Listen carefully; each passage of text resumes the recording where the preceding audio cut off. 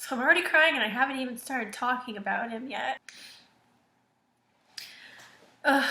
My name is Monica and I am a big sister to a brother with autism. My brother's name is Robert. He is 15 years old now, which is so crazy to think about. It's just insane.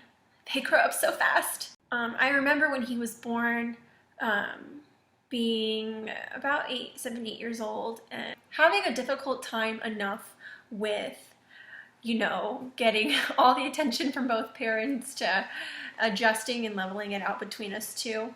Because I was a bit of a brat. Time progressed, and the typical 2-year mark where parents kind of grow a suspicion towards the way their child's developing and it being maybe irregular from how it was with me and my parents. I just remember him having a lot of doctor's appointments, starting therapy, which I had no clue what the therapy was for. I just knew he was different.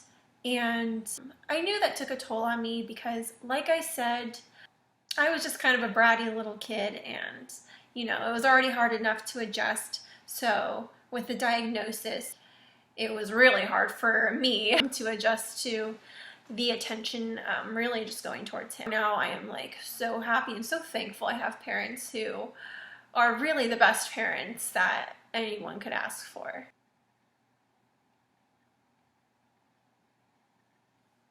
Oh, there's just so much love for my brother because he works so hard and I admire that so much. The first gift I found,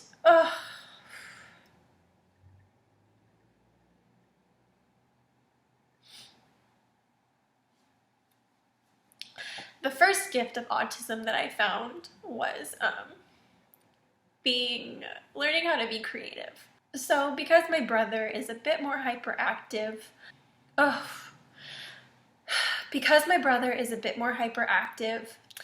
and sometimes a little aggressive, especially in environments that it's very overstimulating.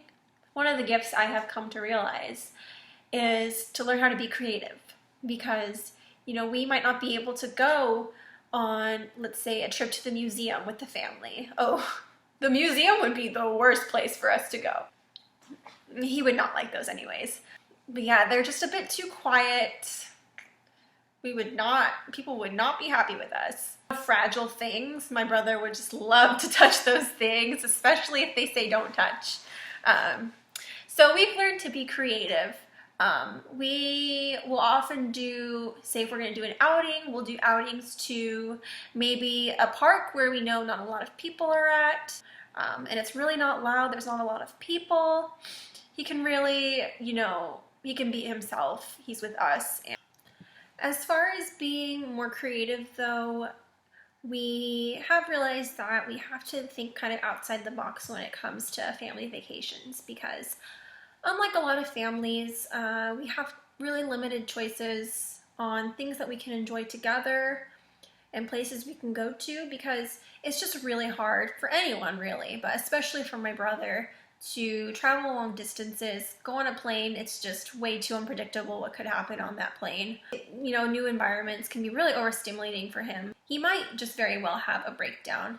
And it's really close for us to stay by home. And that's where we kind of came up with the concept of our family staycations, where if we do go on our staycation, we'll go to a place, obviously, that's near home. I really don't feel like we're missing out on much. There's plenty of activities we can schedule, and if anything does so happen to go wrong, my brother could always go back home with one of my parents.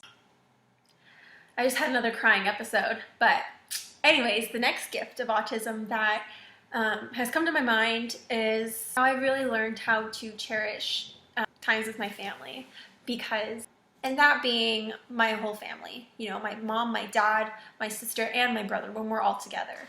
Because a lot of the times when I hang out with my sister and parents, a lot of the times my brother isn't there.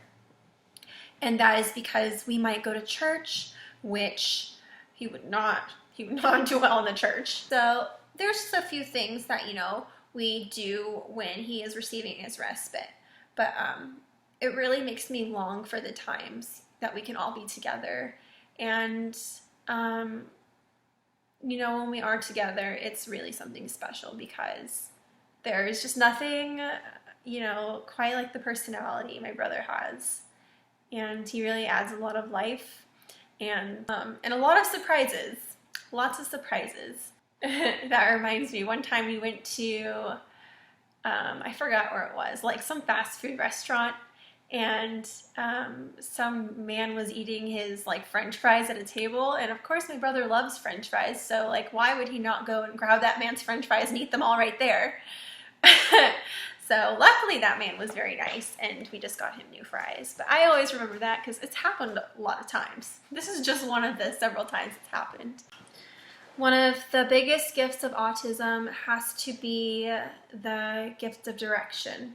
I have a lot of friends who are really not sure what they want to do and question, you know, their majors. They question, you know, what graduate schools they're going to be going to and if they're going to, you know, be happy with that decision in the future. And there just seems to be a lot of uncertainty. Being around my brother who has autism and living around him and meeting so many other personalities of people who have autism and working with these people and, you know, just being around so many different people, so many different individuals, it has really shown me what makes me happy.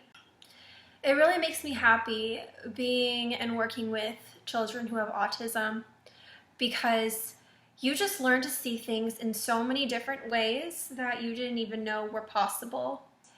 You learn to not give up because it can take a really long time for certain milestones to be reached. But when you reach them, you're just kind of like, oh my gosh, you know, some of the longer ones you realize that you did have in the back of your head that maybe, you know, they would never be reached. But there is nothing that is ever going to stop somebody just because they have autism.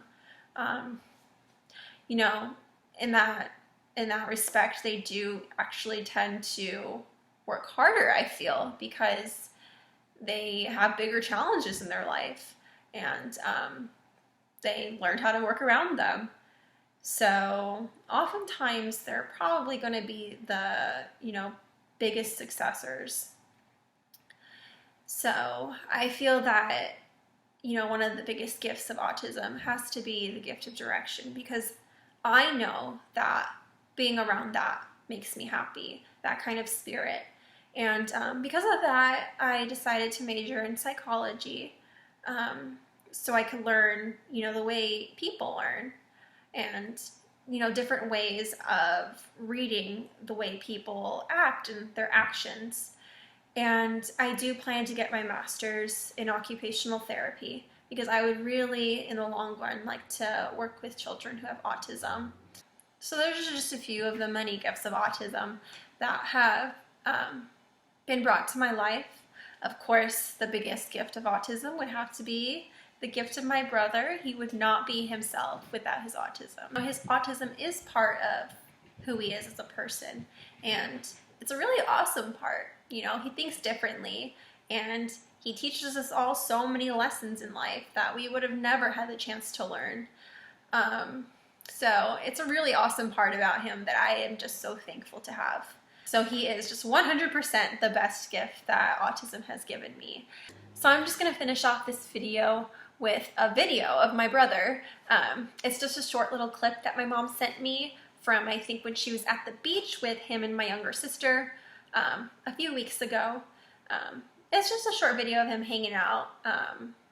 It's particularly special just because he's a little bit more calm in this video, and usually he's up running around grabbing things, just darting, you know, as fast as he can across the room.